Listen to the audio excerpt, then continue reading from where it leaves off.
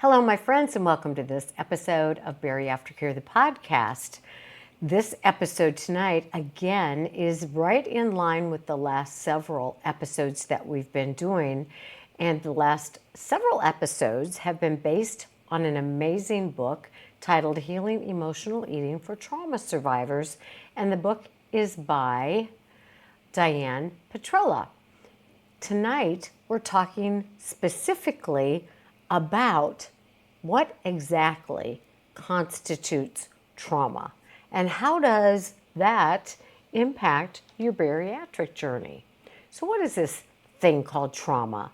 We hear a lot about it. I think it's become one of those words that has become very overused, like addicted. I'm addicted to this show, or like the word narcissist. I don't believe that as many people are narcissistic as every person who's been divorced seems to believe is true. Not to say that it's not a real thing and people have traits, etc., etc. But trauma, like these other words, can be thrown around a little bit and not quite understood from a true psychological sense. So tonight we're going to talk about what exactly constitutes trauma. And what is the result of that, which for most people is shame. And Diane talks about this in her book. And what I have found in working with bariatric patients, specifically in the last 20 years, but people in general, in my career as a therapist of over 30 years, is that a lot of people don't recognize trauma as trauma. A lot of people will say, I didn't experience any kind of trauma in my life, when the truth is they may have experienced trauma, but they don't recognize it as such, or they don't define it as such. Because I think when most of us think about trauma, especially when we think about childhood trauma, which of course is on a continuum, is we tend to think of the worst of the worst. And a lot of the television shows tend to portray the worst of the worst situations. This is true also for bariatric shows. They tend to portray the worst of the worst, my 600-pound life. Not everybody who has health problems related to their weight is 600 pounds. Not everybody who struggles with weight weighs 600 pounds. Not everybody who has body image weighs 600 pounds. People who weigh 110 pounds can struggle with body image issues. And it may be related to trauma, it may not be, but I think this is an area that is very, very misunderstood. So if you know anybody who kind of fits the description, or you know somebody who's experienced some of the things that I'm going to talk about in this episode, encourage them to listen to this, because this affects everyone's life if they've experienced any kind of trauma, whether they struggle with weight issues or not. But we will talk specifically about how trauma can, not necessarily has to, not necessarily does impact everybody, but there's a percentage of people who have weight loss surgery. There's a percentage of people who have addictions of any sort. There are a percentage of people who are perfectionists. There are a percentage of people who are overachievers who have suffered trauma. So trauma doesn't necessarily result in weight issues. It can result in any kind of extreme living or not. Anyway, I'm going to define to you what trauma is and how it may manifest in your life. And I'm going to start with a quote by a person whose name I probably won't pronounce correctly, but it's Søren Kierkegaard, who was a Danish philosopher, who said, "Life can only be understood backwards, but it must be lived forward." The reason I chose that quote is because so many people are like, well, this or that happened to me in the past. It doesn't affect my life today. It's something that took place a long time ago. I don't like looking back at my life. I only have the present and I want to look to the future. Absolutely. Life must be lived in the present. We don't have the past, we don't have the future. And we have to look forward to where we want to go. We have to make plans. We have to have dreams. But for the vast majority of us, there are things from our past that, whether we are aware of it, whether we want to acknowledge it, whether we want to admit it, take place in our present in some way, shape, or form. In other words, the past very often affects our present, especially when it comes to a traumatic past. So I'll give examples as we go through this that are related to bariatrics, that are not related to bariatrics. And I'll use myself as an example, I'll use my husband as an example, I'll use perfect strangers as examples to help you understand that if you have a little bit of denial about this, it's understandable, it's okay, it makes perfect sense to me. And what I want you to understand is that that is very protective. It's very adaptive. And I'll start with myself by saying, I first entered treatment, or not treatment, therapy. I went to counseling when I was in college because I was starving myself. I was dealing with anorexia. Anorexia doesn't come from nowhere, I'm just saying. It comes from somewhere, and that somewhere is usually not a good place. In other words, let me just generalize a little bit. People who have eating disorders, bulimia, anorexia, binge eating disorder, people who have addictions, people who are cutters, people who harm themselves in any way, shape, or form, I'm going to almost 100% guarantee that they have had some sort of trauma in their past. It doesn't have to be the worst of the worst trauma. You didn't have to be sexually abused. You didn't have to be, beaten with a belt half of your childhood to have experienced trauma. And sometimes people who haven't had the worst of the worst trauma don't understand how they have ended up somehow with addictions or with eating disorders or with things that you think, well, of course people who were beaten with a belt are like this, or people who were, even a lot of people who were beaten with a belt will say, well, that wasn't abuse. So let's get into this. Let's talk about what exactly is considered abuse and what the outcome of that is, especially for children, and the outcome of that is shame. So, and we'll go along a continuum, right? We'll talk about some of the stuff that you might be like, well, that's not abuse. That, why does a person have shame? But let's start with the definition of shame. And Brene Brown, God bless her, has brought the topic of shame to the forefront of social media, and it's a household word now, and people understand better than they did in the past that shame means something's wrong with me. I'm not okay. I'm not good enough. Brene Brown has a lot of great quotes. She says, shame whispers, you're not good enough.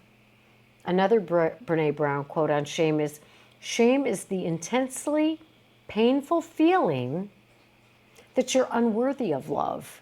You're unworthy of belonging. I don't fit in. So think about a kid who was bullied at school. The result of being bullied is, I feel shame. Why do kids pick on me? There must be something wrong with me. It's a natural outcome of having been bullied. Children do not have the mental capacity to say, wow, something's wrong with that kid.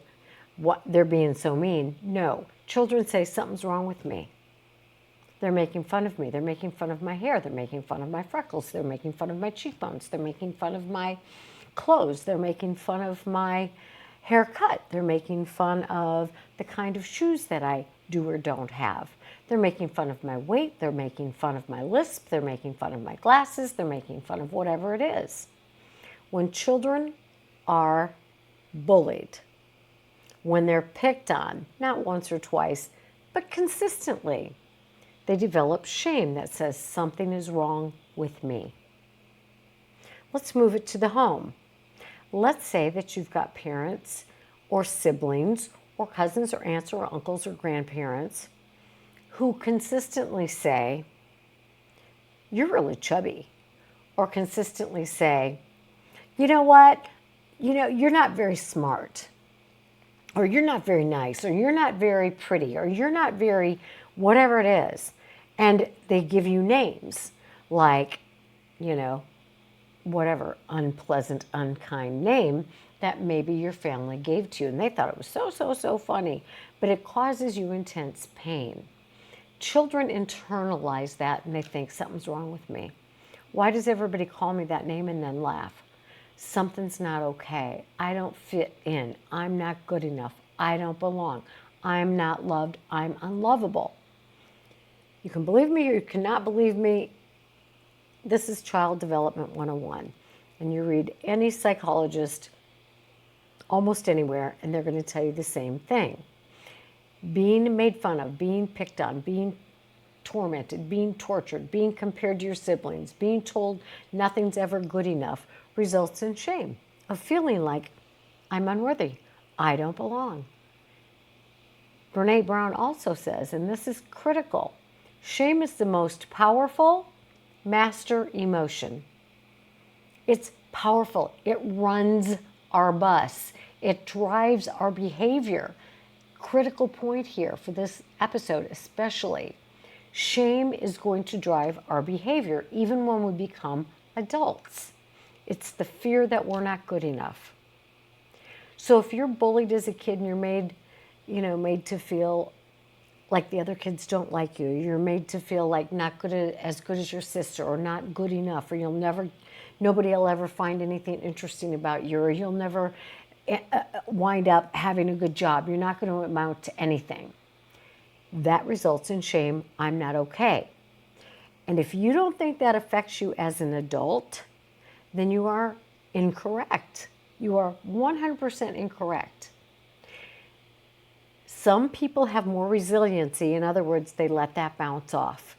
But to some degree or another, you will feel that pain in your adult life. Some people it doesn't derail them much, but other people it does. I was talking to a patient this morning, and we were talking about this in her last session.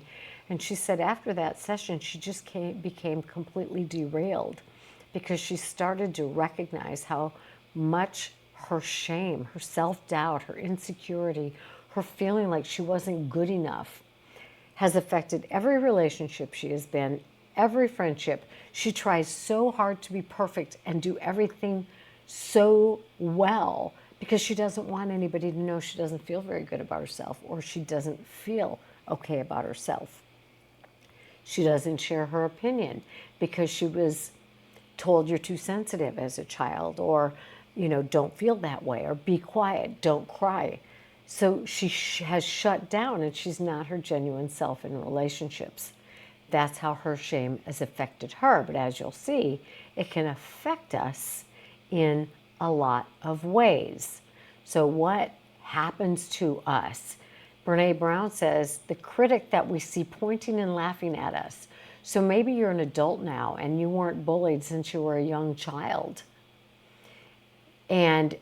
But when somebody maybe calls you a name, or you go home for a class reunion and they call you that old name, you still feel that cringy feeling inside.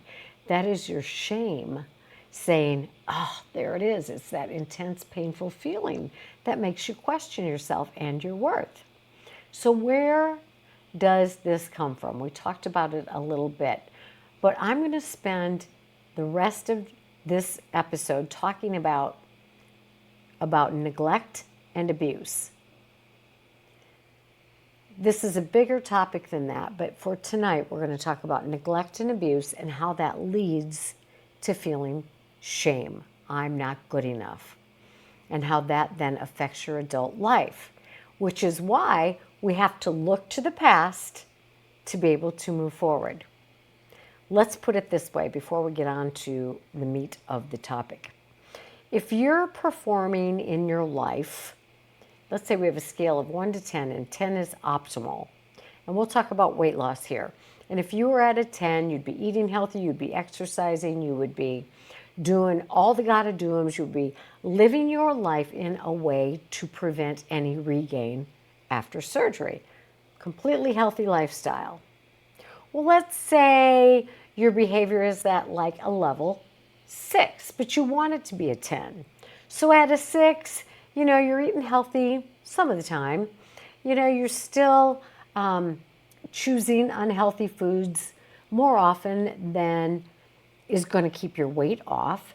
You are not following the guidelines you've been given, the bariatric basics. You're skipping meals. You're still drinking sugary drinks. So you've got a ways to go from a 6 to a 10. Or maybe you're back at a 4. Maybe your behavior, you have completely gone back to your old habits and you're eating like you did before you had surgery and you're regaining your weight. Or let's take smoking. You quit smoking but now you're all crabby at people and you just can't take it, and so you start smoking again, or whatever it happens to be. You're working to be a better version of yourself in mind, body, and spirit, right? But it's not quite playing out.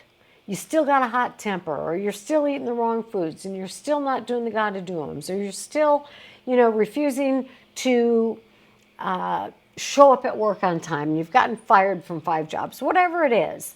You're not living up to where you say you want to be. You're a few notches down. So what we're trying to do here is look at, if you're wanting to be a 10 and you're performing at a 6, what's in the way? Do you still fight with negative self-talk? Do you still fear what's it going to be like if I keep this weight off, and how do I keep it off for the long haul? Or, I don't know how to live at a healthy weight because I've never done it before, and I have fear of success, or I have fear of failure, or I continue to beat myself up and then I fall off the wagon. So what is interfering with your movement from a 4 to a 5, to a 5 to an 8, from an 8 to a 10? Those are the things that we have to clear up, work through, if we want to behave more like we say we want to behave, according to our values. So for a lot of people in bariatric community, the addiction community, we struggle with self-esteem. And we struggle with self-esteem because we carry shame. And we carry shame because we've experienced neglect or abuse. When I went into treatment, I first went into therapy in college, and they wanted to talk about my past. But I was not ready to acknowledge that my past held any kind of trauma. I refused to believe it. I was unwilling to say my family wasn't perfect. I was unwilling to say there was addiction in my family. I was unwilling to say I laid awake in bed at night terrified for hours when my parents were fighting. I wasn't willing to acknowledge that. And I wasn't willing to because I couldn't yet handle the pain. I had to learn some skills for dealing with emotional pain. I had to learn some healthy skills for dealing with emotions that were too big for me to handle without using alcohol or drugs or starving myself or engaging in some other unhealthy behavior.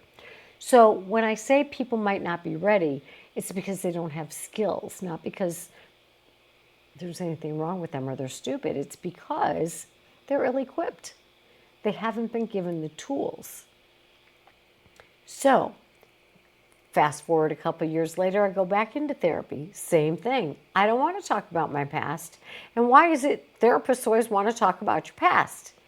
So the third time, I'm in my 20s. I have a marriage that's on the rocks. I have 3 children, and I can tell I'm not being the kind of mom I want to be. So I stuck it out. And again, they want to talk about my past.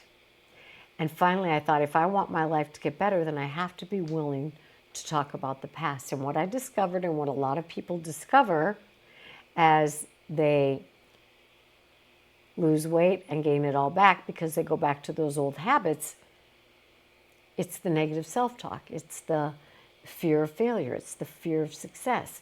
And if they're willing to dig a little bit, it goes back a long way to neglect and abuse.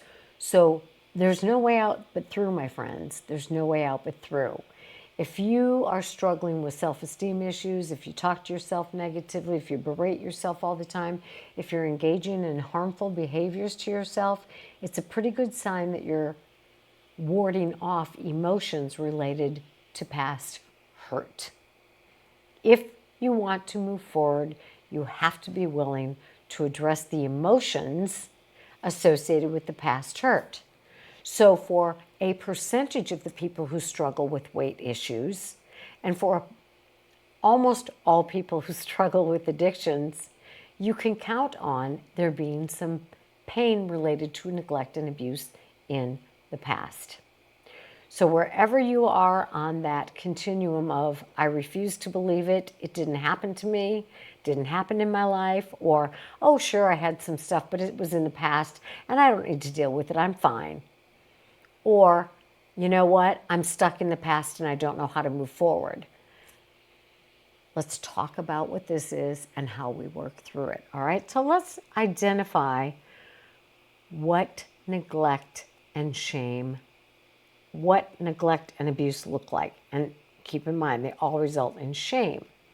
And the reason we abuse food, the reason we abuse alcohol, the reason we abuse drugs, the reason we cut ourselves, the reason we engage in excessive shopping to the point of bankruptcy is because we don't want to feel. And those things keep us from feeling. So this healing process is simultaneous, get rid of the unhealthy behavior and work through the unpleasant feelings related to, yes, neglect and abuse. All right, so bear with me and listen. And then you can move on to Diane Petrella's book, How to Heal from Emotional Trauma. How to heal emotional eating related to trauma. So a lot of emotional eaters have histories of trauma, whether you want to believe it or not. Go with me. All right, let's define neglect. Neglect is the failure of the adult in the situation to provide for a child's basic needs. Let's give some examples of this, and then I'm going to tell you over and over again that this doesn't mean we blame our parents, our grandparents, our aunts, our uncles, or our caregivers. It's not about blame at all. It's not about, oh my God, I have to go confront these people. No. What it's about is saying, this is what happened in my life. This is how I dealt with it. And this is what I need to do to move forward. So there's no going back and reaming out your mom or blaming your dad or cursing out your grandmother. No. This is about your own healing. So let's talk about medical neglect for a minute. And I'll give you some examples of how I neglected my own children medically. Now, for there to be a lot of trauma related to this, it could be one event that was a big, big deal, or it could have been consistent neglect. I didn't consistently neglect my children's health. I neglected their health because I didn't understand that that's what I was doing a couple of times, and I'll give you those examples. All right, so failure to provide what a kid needs. Let's say there's a physical injury for which the parent did not get help for the child. Or maybe the child has an illness and the parent doesn't get them the medical treatment that they need. Or they have a long chronic medical condition and the parent doesn't get help for the condition. Or they have some sort of impairment and there's no treatment provided. So now let's say that you were never taken for a physical throughout your childhood. That's neglect. Are there understandable reasons for this? Yes, there are. Maybe you have a single parent or two parents or whatever the case may be, but there's no medical insurance. And there's not enough money for the child to have an eye exam or a dental exam or a medical exam. No ill intention. Maybe the parents are great parents, they love their children, but they simply can't afford the care. And let's just say they live out in the middle of Timbuktu and there are no, low-cost options available to them.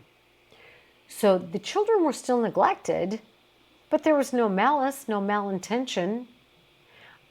And so, again, it's not, my mother hated me. But to say, you know what I did? I was neglected medically. There's nobody to blame for it. It was circumstantial in that case. And I understand it, but it doesn't mean I didn't have neglect. So part of this is just recognizing what neglect is. You don't have to be mad at anybody or blame anybody. My son, when he was probably 6, pushed my daughter off of a, what do you call those things you put your feet up on? Like I have my feet up on one right now.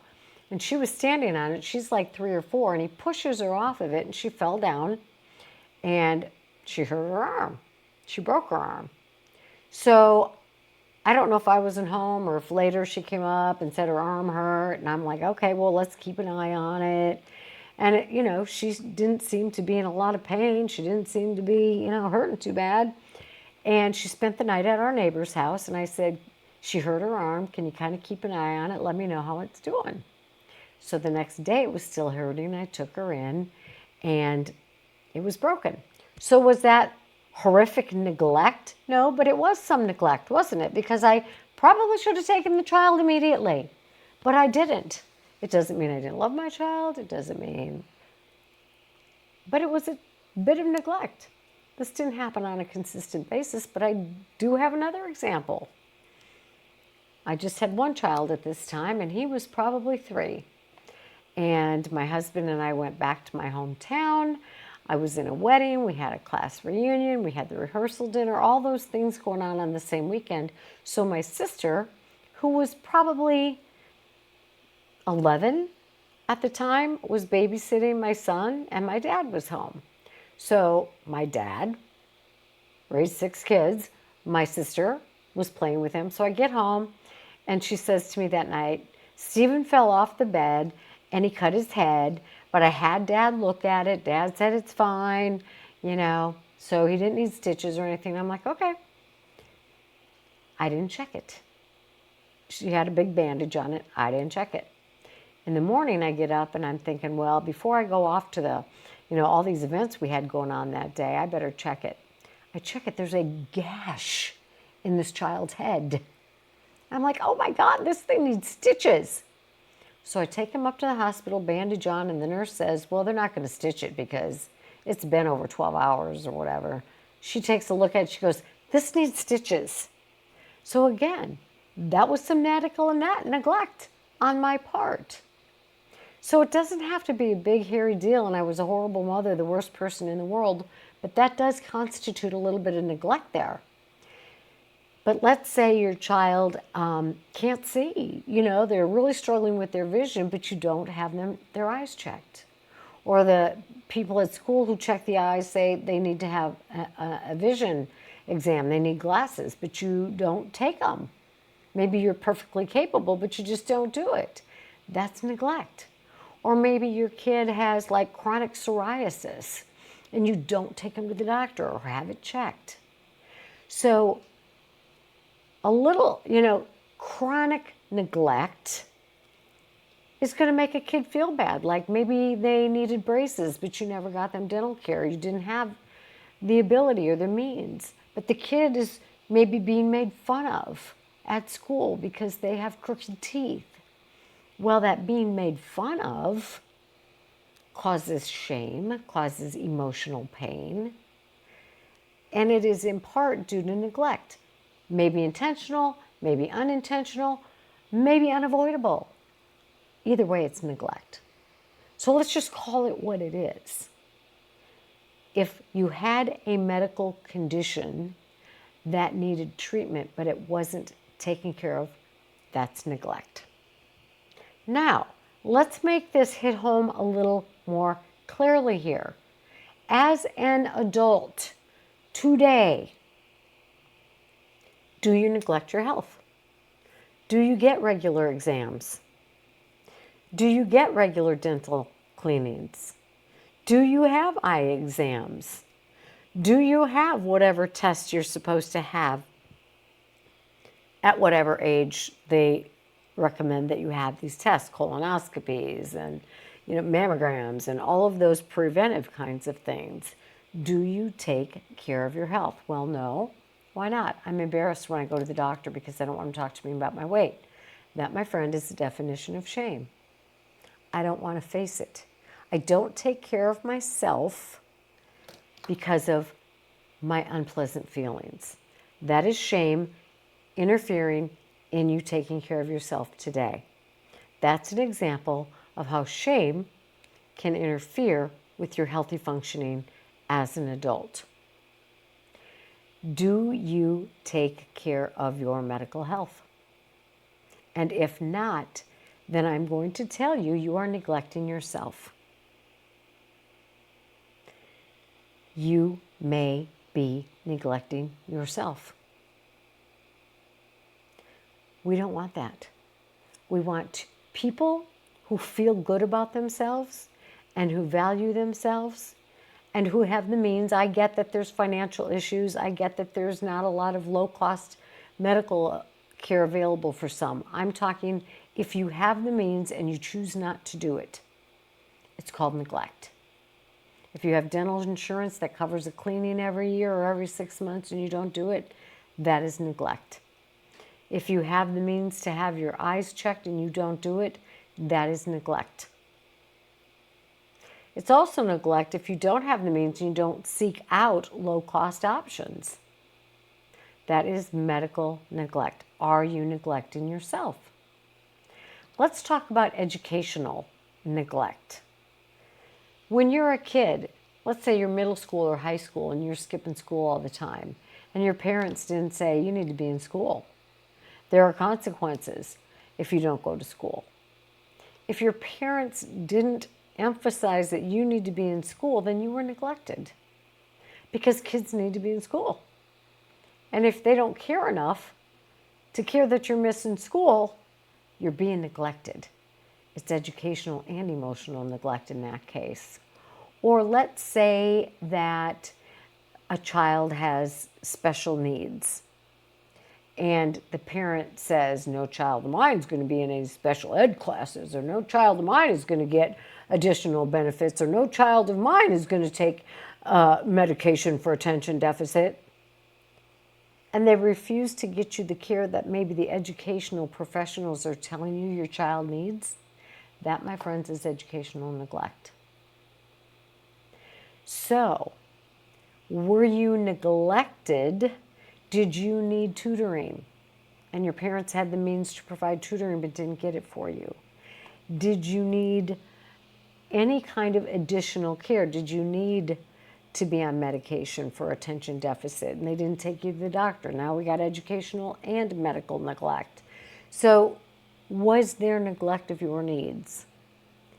Better question is, do you neglect your own educational needs today? Let's say you know you're an emotional eater and there's a lot of education available free to you about healing from emotional eating, but you don't seek it out. I'm going to call that educational neglect. Do you have a terrible communication style that's leading to breakup after breakup after breakup? Because they're like, it's not what you say, it's how you say it. If 10 people tell you you have a tail, you might want to turn around and take a look. So if you're getting the same kind of feedback about, you need to stand up for yourself more. It's hard for me to respect you because you don't speak up for yourself. Then you need to learn more about assertive communication. If you're a bully with your mouth and people say, you're kind of mean, you're kind of sarcastic, you're kind of a bully, and you want to have a healthy relationship, then you need to get some skills, some skill training on how to have healthy communication. Whatever you need to learn about in life and you fail to do so, you are neglecting yourself at this stage of the game. And if you're a post-op patient who recognizes that you struggle to set boundaries, or you struggle to follow through with behavior change, or you struggle with motivation, or you struggle with negative self-talk, and you're not seeking out the education or the information that is freely available to anybody in this country, then you're neglecting yourself. So again, are you neglecting yourself? And if you are neglecting yourself, I'm going to tell you that it's a sign of shame. It's a sign of, I don't feel good enough. I'm not deserving. I'm not worth it. Tough thing to look at, but important. So we've talked about physical neglect. We've talked about educational neglect. Now we're going to talk about emotional neglect. Let's say that you are a kid and kids are bullying you at school. They're picking on you. They're name calling. And you go home and you tell your mom, or you tell your dad, and you tell your sister and your grandma, and they're like, oh, grow up, get over it. That's that's emotional neglect. If a kid comes home really upset day after day, week after week, and they're just shut down and dismissed, that's emotional neglect. This kid is trying to get some help. I don't know what to do. I'm being bullied. It hurts my feelings. Oh, grow up. This is what my patient today was telling me. You know, she was always told, oh, quit crying. Oh, you're too sensitive. Oh my gosh, you know, you're just such a big baby. That she quit telling anybody what she thought, honestly, or how she felt, or what was going on with her. And that is preventing her from having a healthy adult relationship today. And she can trace it back. She's like, I just shut down. I got tired of people telling me how I felt didn't matter. I was talking to a woman this weekend, and she was telling me that her spouse had said that they were disappointed about something. And her response to her husband was, well, don't be disappointed. And I said, are you telling me you told your husband not to feel how he felt? So if people say to you, don't cry, don't get upset, don't be mad, it's a total emotional neglect. It's like you feel how you feel, and to be shut down is very disrespectful. And if it's done when you're a child, over and over and over again, or you have a dog that dies or a friend that moves away, and there, you know, nobody's there to help you and comfort you, or a parent that dies, for God's sake. But everybody's too caught up in their own grief to pay attention to you and your grief, and nobody ever helps you through it. That's neglect. Again, maybe not to be mean or horrible, because maybe you're only other parent and you have no siblings. Maybe they were so caught up in their own grief that it wasn't intentional, but it still resulted in neglect of the child. Or let's say you've got a child who has obsessive compulsive disorder, or terrible anxiety, or extreme depression, and you don't get that child help. That is emotional neglect. Or if you're an adult and you let your kids watch inappropriate material that's not appropriate for their developmental age range, if you allow children to, you know, drink out of your beer and they're 8 years old, that is very neglectful, bordering on abuse, right? So neglecting the needs of a child's emotions. Now, my friends, here's one for you to look in the mirror on. I'm not going to ask you if you neglect yourself emotionally. I'm going to ask you how many times a day you neglect yourself emotionally. In other words, I feel sad, but I'm not going to tell anybody because who would care? I'm not important enough. Or, you know, I'm feeling really angry, but I don't want to upset anyone, so I'm not going to share that I'm angry.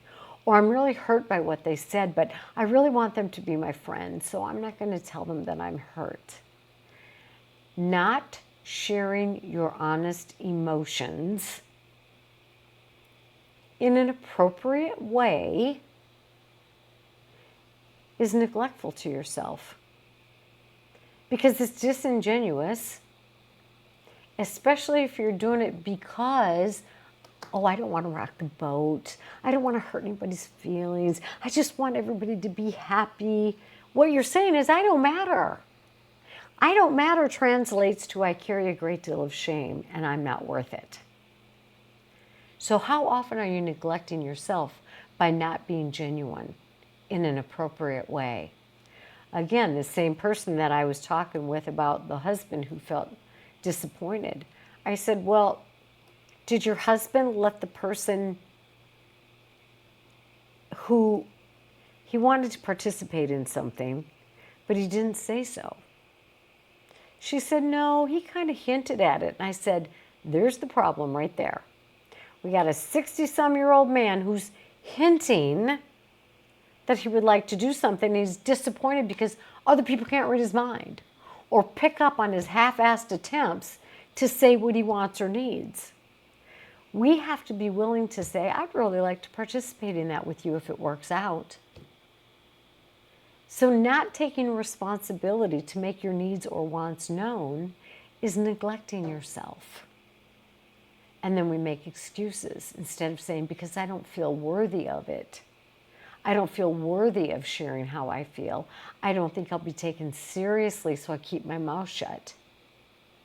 Or I don't want to feel the rejection if they say no. Then I'll just neglect my needs. So how do you neglect your needs and your wants today?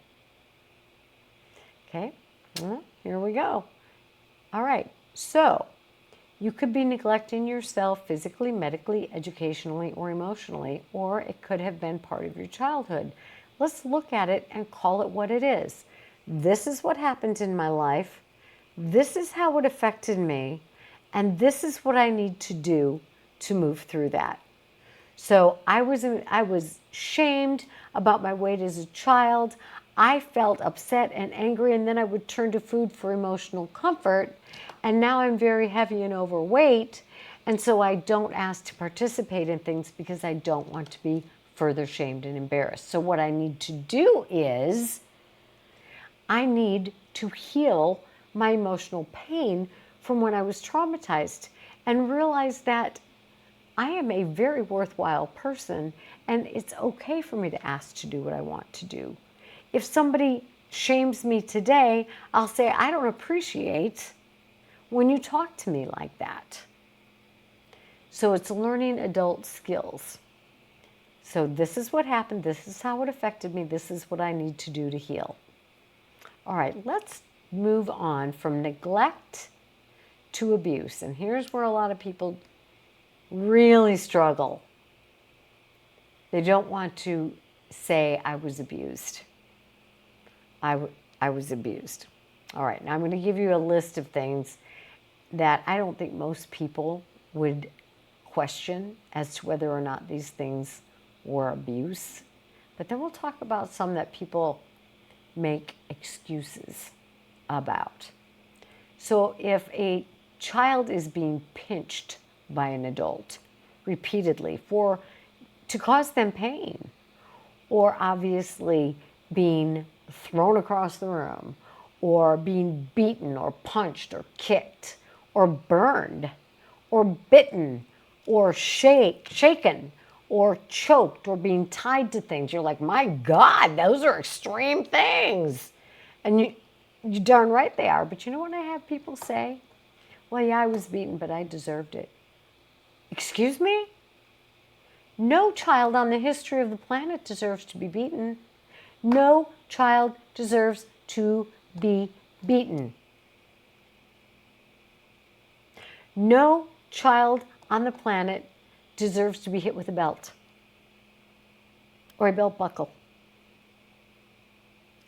And people will say, spare the rod, spoil the child. It says in the Bible, Dr. Stapleton, we must discipline our children.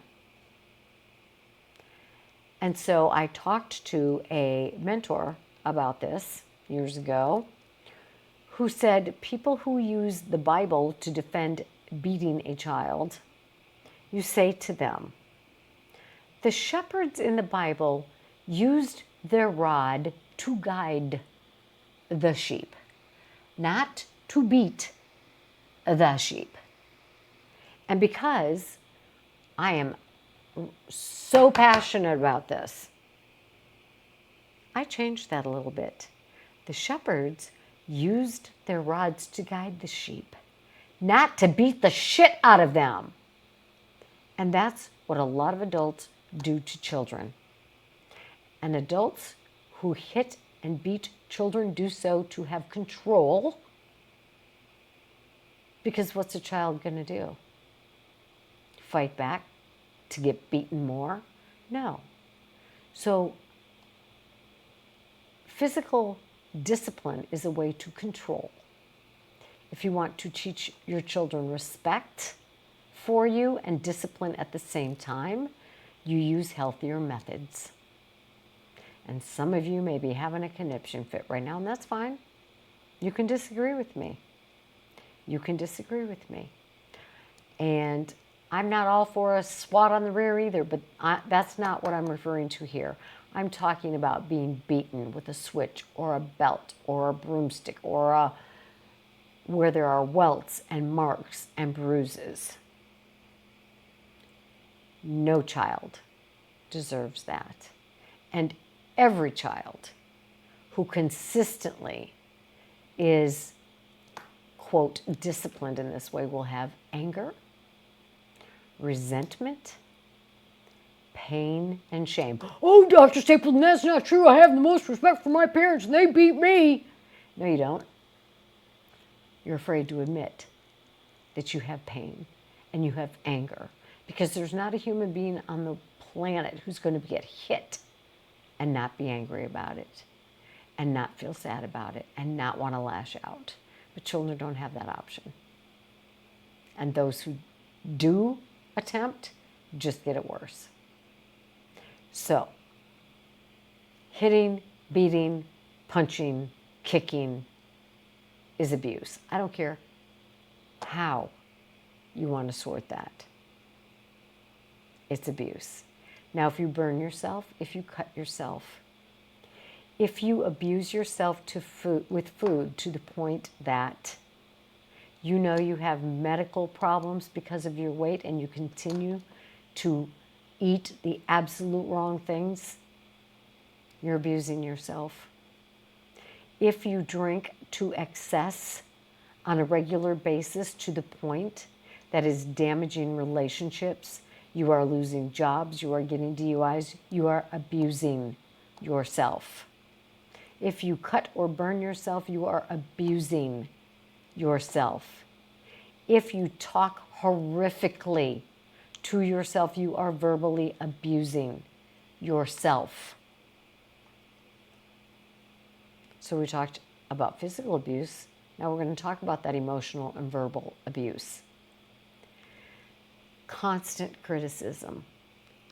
I'm not talking about the parent who gets upset or overly worked up on occasion and says, "You're driving me nuts, get away from me." But if you're constantly telling the children, "You're a pest, you're a pain in my butt, get the heck away from me, I don't want to be around you, don't look at me, don't talk to me, get away from me," and the child is constantly being pushed away. Or, "Why can't you be like your brother? And why do you have a B on your report card? And why are you, whatever. Constant criticism, constant criticism, constant criticism. Those of you who say it was never enough, you are emotionally abused. Those of you who were constantly compared to a sibling or a cousin, that's emotional abuse. Those of you who were rejected over and over, "Mommy, I need time." "I don't have time." "Daddy, I need time." "Go away, go play. I'm busy. I've got to work." On a consistent basis. That's emotional abuse. It says, "I don't have time for you. You are not important enough. You're not worth it." That hurts. Spouses who withhold their love or affection or kindness or withhold support. Maybe your parent wants you to be a musician and you want to be an athlete. Well, everybody in our family is a musician, and I'm not going to accept you if you're not going to be a musician. Or gender issues. Or everybody in this family is a doctor, and if you don't go to medical school, I'm not paying for your education. That's abusive. That is abusive. You're not giving support. You're not letting the person be who they are. Not preparing your children to know how to do finances or how to do a bank statement or how to, go grocery shopping or how to save money or how, if you have a helicopter parent who does everything for the child, it's abusive. Because our job as parents is to prepare our children for a healthy lifestyle. And then there's a vicarious abuse. And vicarious abuse is seeing a parent being beaten, seeing a sibling being abused, watching any kind of abuse, witnessing abuse on a regular basis, overhearing abuse like I did. I heard constant abuse, both ways, verbal, between my parents, regularly. That's abusive to a child because children get scared and they think, if I were a better child, this would stop. Or if I could make them happy, they wouldn't be so miserable, because that's how children think.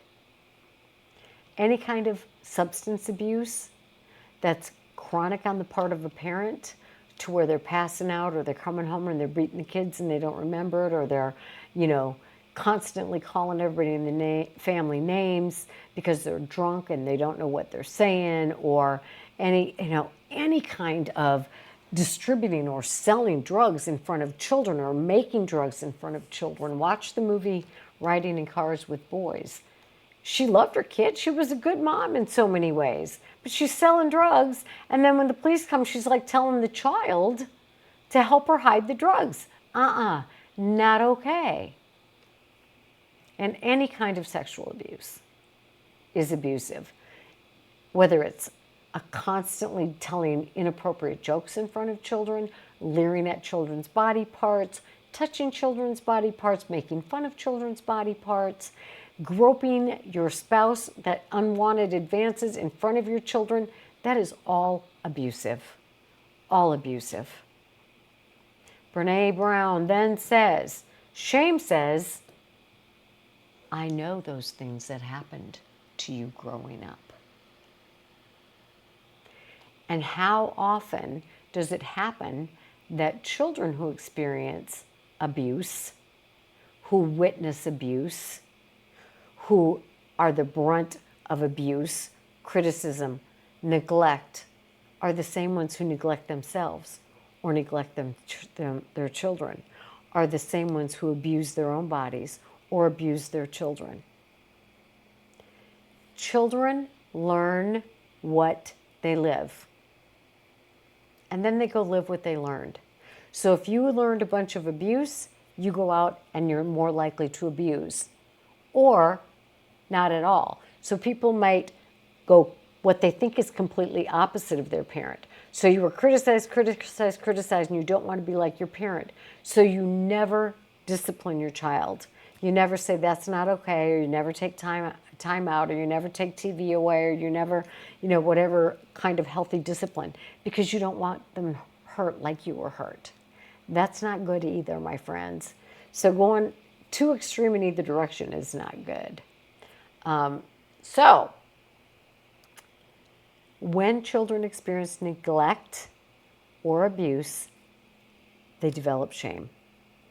And in order to not feel so badly about themselves, children are going to find some way to deal with those painful emotions, whether it's eating, whether it's finding hidden alcohol, whether it's doing nothing but watch TV and be on a tablet so I don't have to think, feel, or deal with anything real in life, whether it's get a job at an early age and turn into a workaholic.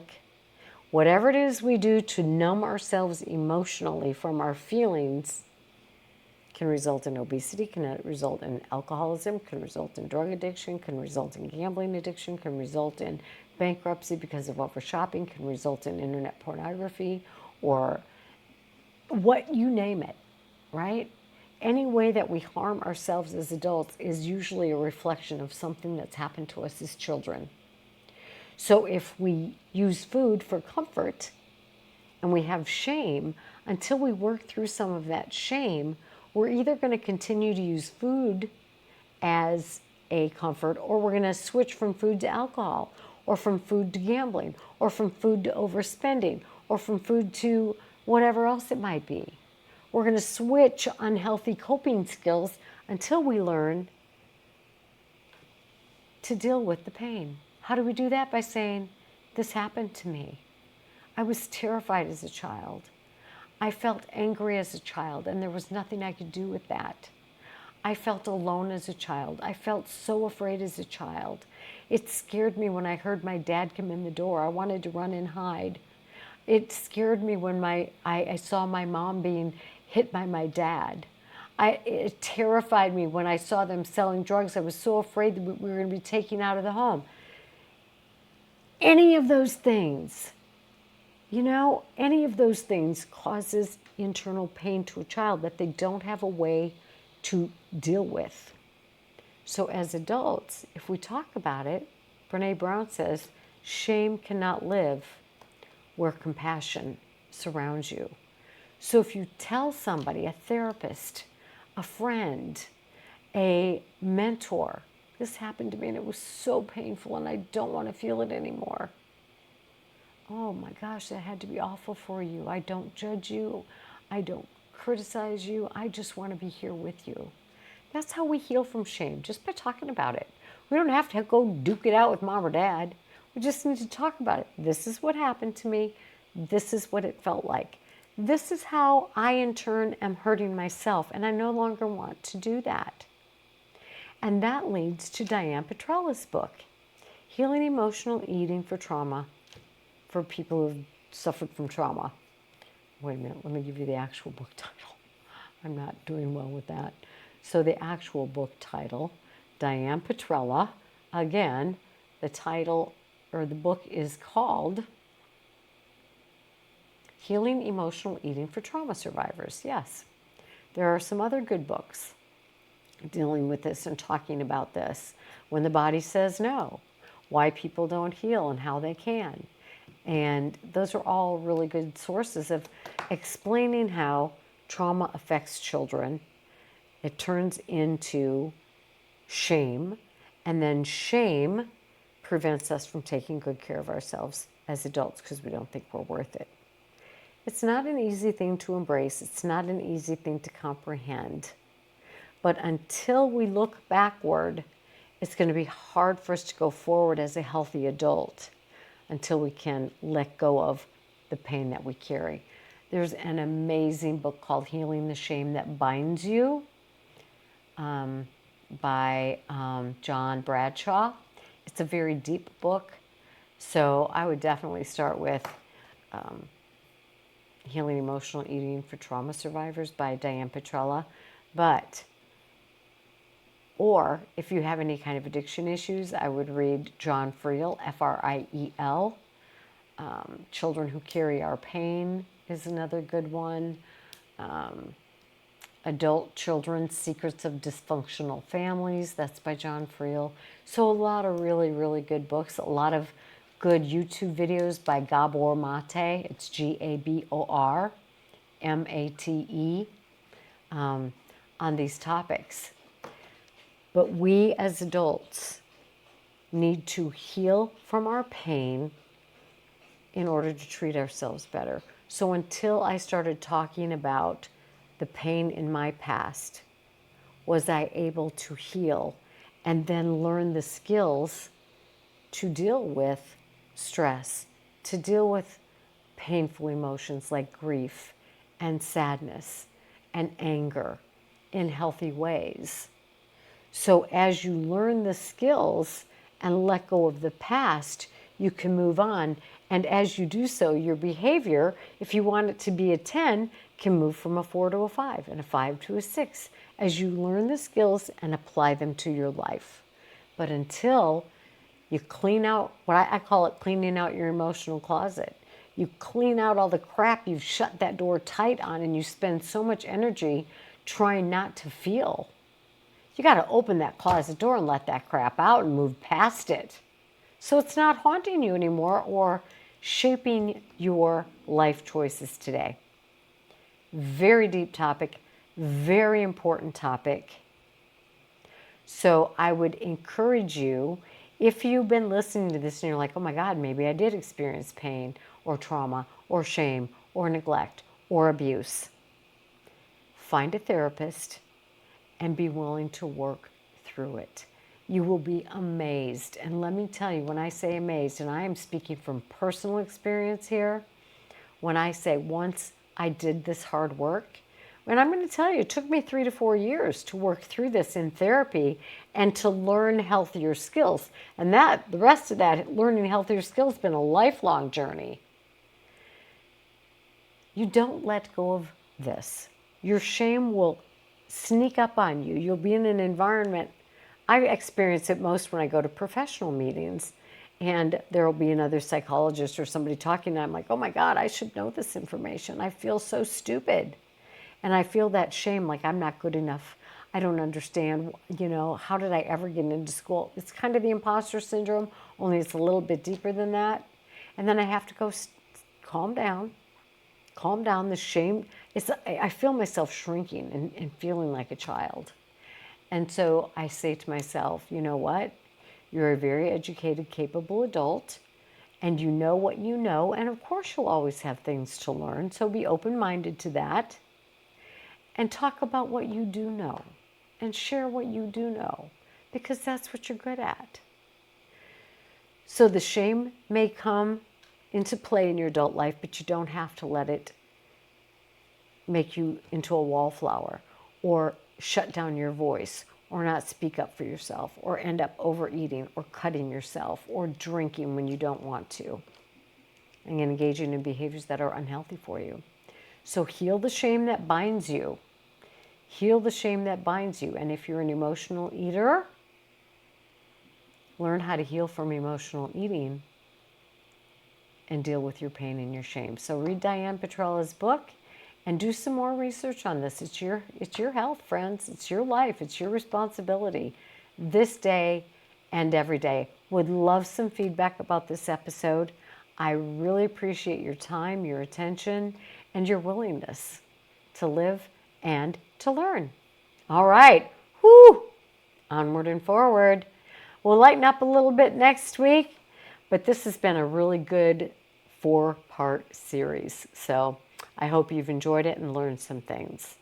All right. Thanks for being with me. Bye-bye.